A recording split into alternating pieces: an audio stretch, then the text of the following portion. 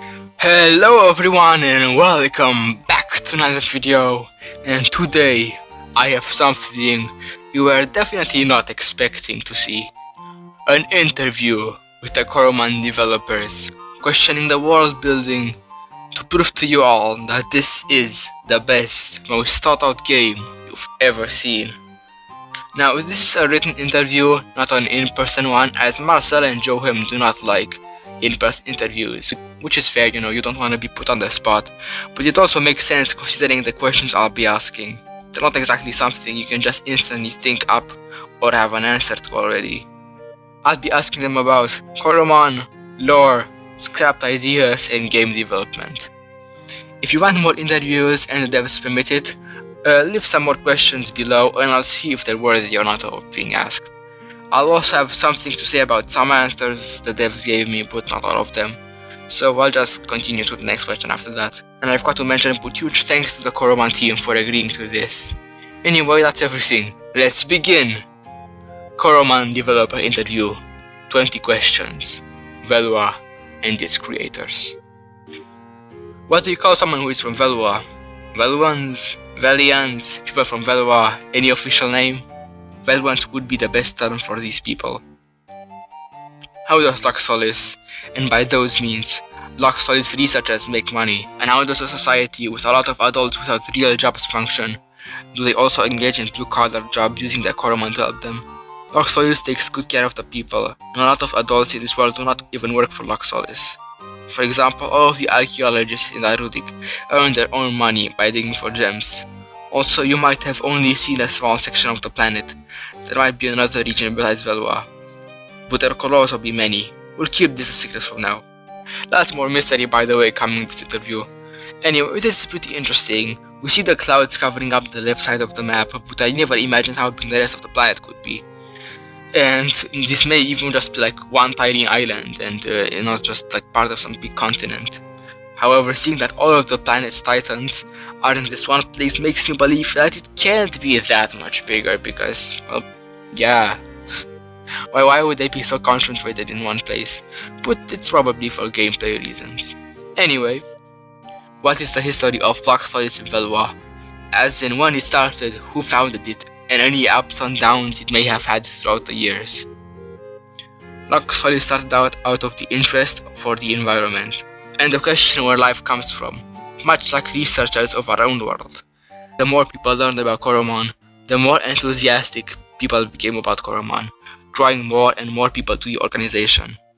Luxolis has been growing and growing ever since its founding. What do Veluans eat? Obviously, we know that some people eat cakes as shown as the scientists in Northern Island who had a caffeine rush on SP cake, and by extension the fruits that make that cake. But is there anything else that Veluans eat? Any A5 blaze or steaks, oven baked classic here, Kentucky Fried in Phoenix? Much like in our own world, people eat lots of different meals. There's lots of fertile ground which is used for agriculture. Whether or not Coromons are eaten, we leave that up to the player's imagination. Alright, so Kentucky Fried in Phoenix is not totally out of the question yet, alright?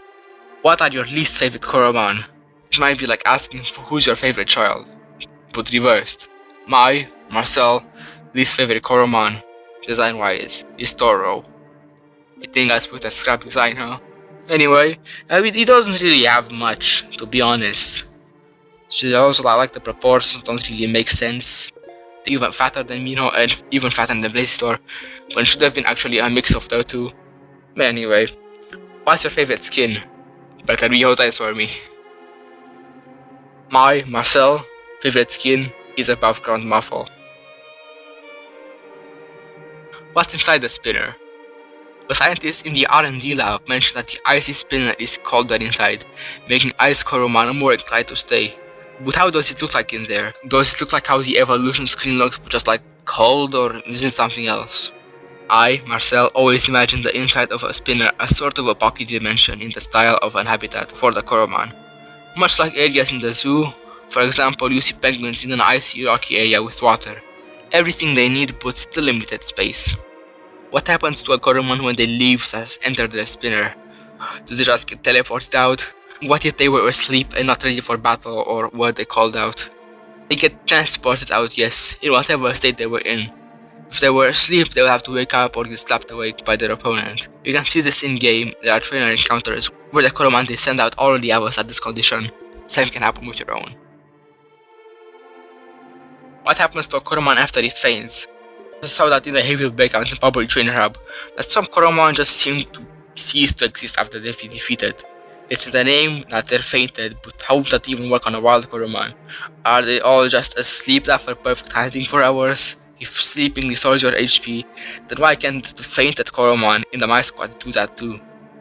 Fainted Coromon are no longer able to fight. They are returned to the spinner by their trainer, or wild fainted Coromon retreat to a safe spot to regain their strength. This takes quite a while, but luckily there are lots of wild Coromon left still to encounter.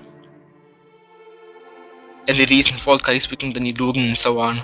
Obviously we know all the titans are strong, but as you beat them they increase in level and thus strength. Lore-wise, all titans are creatures of immense powers. We simply had to adjust their strength to allow for a smooth player experience. Who or what is Koro? We heard the titans talking about Koro at the end of the story.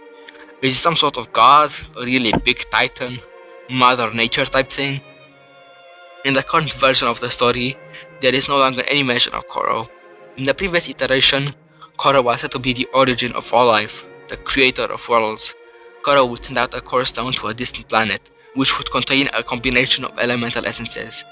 These essences would then manifest into titans of their respective planet, and start bending and shaping the planet into a new habitat where life can prosper.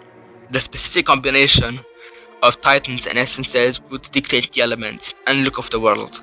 Considering this, there could also be planets with just one element, Crimsonite. What made you guys want to be game devs? What's the origin of wanting to be game devs for a living? I, Marcel, don't think we started out wanting to be game developers for a living. Jochem asked me to join in on a hobby project, which was fun at the time, but over time it grew and grew into something much bigger and much more serious. Instead of being game devs, we wanted to create something that people would enjoy playing. Very nice reason, kinda similar to why I wanted to be YouTuber and why I'm here right now. How long did it take for you to learn the programming skills for Coromon? We know that development started early, almost 10 years ago, but how long did it take to learn the programming language necessary to even start? Do you have any prior programming knowledge? We both have a background in computer science, from both hobby projects and also education.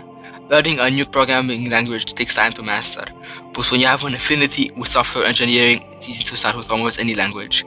In the end, it's just a tool to apply the knowledge you already have. What was the first Coromon ever made? Cap 0 is the first in the database. That doesn't exactly mean it was the first to be made. So, who was the first? Some of the very first Coromon were not used and will never be. Some of the first Coromon that are still in the game are Swarmy, Buzzlet, and Armado. Swarmy, man, the first Coromon and most perfect one made, bro. You just can't top it. How many iterations of Swarmy were there? We saw a few different ones throughout the years, but seeing this is the probably most beloved Coromon to date probably. Any info not leaked yet would be cool. Almost every Coromon sprite has had multiple iterations. Barely a single one, if any, was perfect on the first try. Swarmy has had two major iterations. One as a simple earthworm as sometimes shown in old artwork, and the current version we all love. Just one fail is all it needed to become this divine being. What's the process of creating a Coromon? Do you come up with an idea then decide whether it fits into the game, or do you think about what the game needs and thinking of something based on that? And then after that, how does it go? We start with considering what the game needs. We knew which elements would be in the game, and we wanted around the same number of families per element type, aiming for around a total of 100 plus Coromon. Together with the monster designer, we tried to come up with a cool combination of element plus animal, and something that makes it unique. For example, take the ghost element, a cat as base, and make it a cool wizard-like creature to create Perghast. The evolution forms often came quite naturally once we had the main idea. What Coromon was the most difficult to make? Which one went through the most redesigns and balance changes and general hurdles until completion? The Chimera Coromon, Chiraptor and Chiraptor was the most difficult, followed by Sandscale and Caradune. For the Chimera, we just couldn't get the design where we wanted it to be, until after a ton of designs and iterations, we landed on what it is now. Balance is always an issue on PvP, but we feel like we're at a good point with all the Coromon available in the story. Yeah. Okay, Caledon and Essential still kinda suck though. I kinda like them more because they're bad, but yeah. Okay. Anyway, the next up. What was the original storyline going to be? Right now, it's gather all Titan essences because Crimsonite is evil, but things change a lot both during the full game and the demo. So what was the original going to be like? There's no clear answer for this since our story evolved during development. However, the premise of visiting a number of powerful creatures to protect the region was adopted quite early. What exactly was fought, was collected, and what the player would do with those artifacts was very dynamic, until we settled on the storyline where we are now.